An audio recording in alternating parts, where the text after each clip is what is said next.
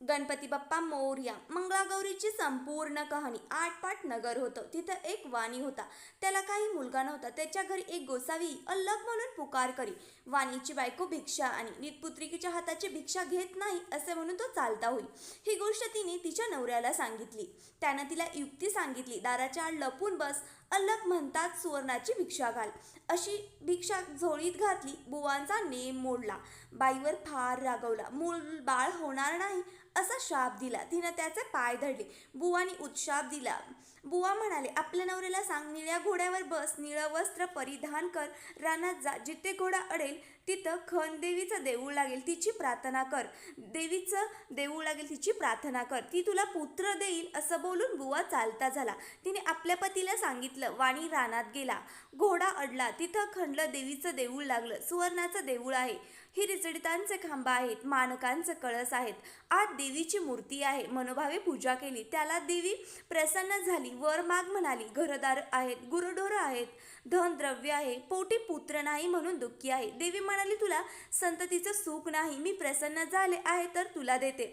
अल्पायुष्य पुत्र घेतलास तर गुणी मिळेल, दीर्घायुष्य घेतलास तर जन्मांत होईल, कन्या घेतलीस तर बालविधवा होईल. इच्छा असेल ते तू मागून घे. त्यानं अल्पायुष्य पुत्र मागितला. देवीने आपल्या मागच्या बाजूस जा, तिथे एक गणपती आहे, त्याच्या मागं आंब्याचं झाड आहे. गणपतीच्या दोदावर पाय दे, एक फळ घे, घरी जाऊन बायकोला खाऊ घाल, म्हणजे तुझा कार्यभाग होईल असं सांगितलं. नंतर देवी अदृश्य झाली. वाणी देवळामागं गेला. गणपतीच्या दोदावर पाय दिला. झाडावर चढला. पोटभर आंबे खाल्ले.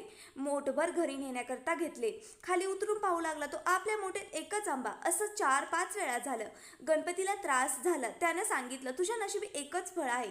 फळ घेऊन घरी आला. बायकोला खाऊ घातलं. ती गरोदर राहिली. दिवसामागं गर्भ वाढू लागला. नवसामागं नवस पूर्ण होऊ लागला. झाले वाणी नवस पूर्ण झाला. वाणीची बायको बाळंतीण झाली. मुलगा झाला. उभयतांना मोठा आनंद झाला. दिवसामागं वाढू लागला. 8व्या वर्षी मुंज केली. 10व्या वर्षी लग्न करा म्हणाली. काशी यात्रेशिवाय लग्न करण्याचं नाही असा माझा नवस आहे असा जबाब दिला. काही दिवसांनी मामांबरोबर यात्रेस पाठवलं. मामा भाचे काशीला जाऊ लागले. जाता जाता काय झालं, वाटेत एक नगर आलं. तिथं काही मुली खेळत होत्या. त्यांनी एकमेकींचं भांडण लागलं होतं. एक गोरी भुरकी मुलगी होती. तिला दुसरी मुलगी म्हणू लागली, काय ग रांडद्वाड आहे, काय रांडद्वाड आहे.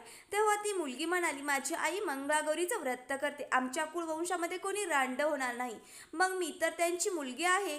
ते भाषण मामानी ऐकलं. त्यांच्या मनात आलं हिच्याशी भाच्याचं लग्न करावं, म्हणजे दीर्घायुष्य होईल. परंतु हे घडतं कसं. त्याच दिवशी तिथं त्यांनी मुक्काम केला. इकडे काय झालं, त्याच दिवशी त्या मुलीचं लग्न होतं. लग्नाच्या वेळेस नवरा मुलगा आजारी झाला.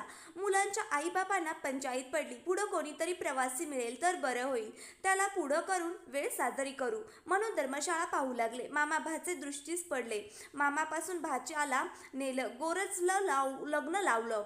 उभयतांना घरापाशी निजवलं. दोघं झोपी गेले. मुलीला देवीने दृष्टांत दिला. अगं अगं मुली, तुझ्या नवऱ्याला दंश करायला सर्प येईल. त्याला पिण्याकरता दूध ठेव. एक कोरा करा जवळ ठेव. दूध पिऊन सर्प कऱ्यात शिरेल. अंगाच्या चोळीनं तोंड बांधून टाक. सकाळी उठून आईला ते वाण दे. तिथं सर्व तयारी केली. दृष्टांताप्रमाणे घडून आलं. काही वेळेने तिचा नवरा उठला.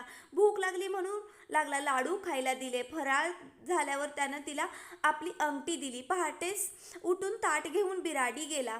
मामा भाचे मार्गस्थ झाले. दुसऱ्या दिवशी काय झालं, हिनं सकाळी उठून स्नान केलं. आपल्या आईला वाण दिलं. आई उघडून पाहू लागली. तो आत हार निघाला. आईने कन्येच्या गळ्यात हार घातला. पुढं पहिला वर मांडपात आला. मुलीला खेळायला आणलं. ती म्हणाली, हा माझा नवरा नाही, मी त्याचे बरोबर खेळत नाही. रात्रीची लांडवाची व अंगठीची खून काही पटेना. आईबापांना पंचायत पडली. हिनं नवरा कसा सापडतो. नंतर त्यांनी अन्न चालू केलं. हे ब्राह्मण येईल, त्याचे पाय अंगठी घालून मुलीने धुवावे, आईनं पाणी घालावं, भावानं गंध लावावा आणि बापानं विडा द्यावा, असा क्रम चालू केला. शेकडो लोक येऊन जेवू लागले. इकडे मामा भाचे काशीत गेले. पुष्कळ दानधर्म केला. तीर्थयात्रा केल्या. ब्राह्मणांचे आशीर्वाद घेतले. एके दिवशी भाच्याला मूर्छा आली.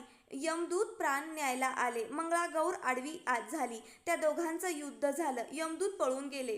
गौर तिथं अदृश्य झाली. भाचा जागा झाला. तसा आपल्या मामांना सांगू लागला, मला असं असं स्वप्न पडलं. मामा म्हणाला, ठीक झालं, तुझ्यावरचं विघ्न टळलं. उद्या आपण घरी जाऊ. परत येऊ लागले. लग्नाच्या गावी आले. तळ्यावर स्वयंपाक करू लागले. दासींनी येऊन सांगितलं, इथं अन्नछत्र आहे, तिथं जेवायला जा. ते म्हणाले, आम्ही परान्न घेत नाही. दासींनी यजमानीस सांगितलं. त्यांनी पालखी पाठवली. आदरातिथ्यांनी घरी नेलं. पाय धुताना मुलीनं नवऱ्याला ओळखलं. नवऱ्यानं अंगठी ओळखली. आईबापांनी विचारलं, तुझ्याजवळ खूण काय आहे? त्यानं लाडवांचं ताट दाखवलं. सर्वांना आनंद झाला. भोजन समारंभ झाला. मामा भाचे सून घेऊन घरी आले.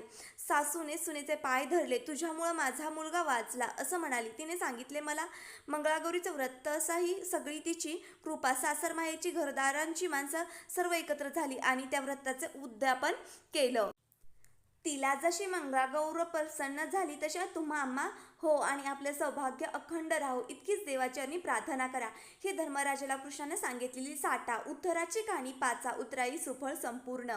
ही कहाणी तुम्हाला कशी वाटली कमेंट करून सांगा आणि बेल आयकॉनवरती टच करून माझ्या चॅनलला सबस्क्राईब करायला विसरू नका. थँक्यू.